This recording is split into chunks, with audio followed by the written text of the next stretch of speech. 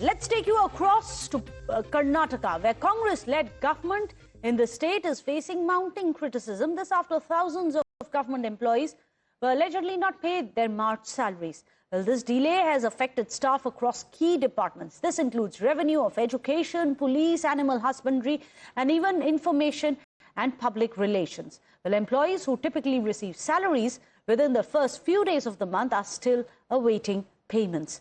Well, the state government has attributed the delay to a technical issue and has assured that salaries will be disbursed within a few days. However, the opposition BJP has launched a sharp attack on Siddaramaiah government, alleging that financial mismanagement has happened. Well, the party claims that Karnataka government has effectively gone bankrupt and has accused the Congress of diverting public funds for party use. Well, the BJP says that the state has been pushed into a financial crisis under the current administration. Listen in to the attacks. There are certain technical issues which have arisen, and those technical issues have given rise to this kind of a problem. I think even the Employees Association, the Government Employees Federation, they're all aware of this problem and they're working around it with the government, and I think it's a matter which will be resolved in the coming few days. But of course it has impacted certain people, and their salaries have been delayed by a few days. But this is a problem which not just Karnataka faces, but even in the United States we find this happening. And so I think there ought to be better protocols to manage this issue, but hopefully we will resolve it very soon. For the month of March, Karnataka state government has not paid the salaries for its government employees. This clearly shows that Congress government under the leadership of Siddaramaiah has gone bankrupt. They have emptied the treasury. They have utilized the funds for their own partymen and as well as for the enjoyment of the congressmen. And when this is the state of affairs, should we not call the Congress government has completely collapsed its administration, and they have led the Karnataka into crisis by criminalization, communalization and corruption in Karnataka.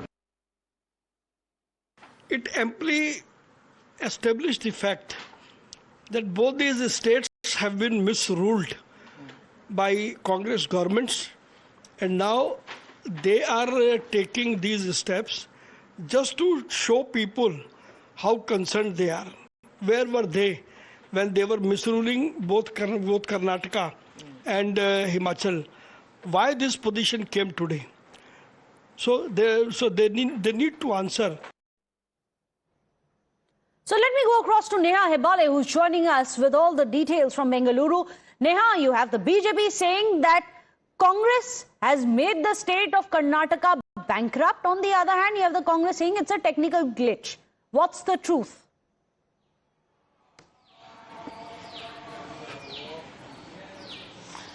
Well, Meghna, interesting here how the BJP has, often, of course, been targeting the Congress government over the lack of funds, over delayed salaries of government employees. And now, in the latest, of course, we're seeing here that the BJP sharpening its attack yet again on the government, saying that the government, in fact, is broke, that the government doesn't have money, and which is why salaries are being delayed. And that burden, in turn, is also being passed on to the common man with the price hike that we're seeing.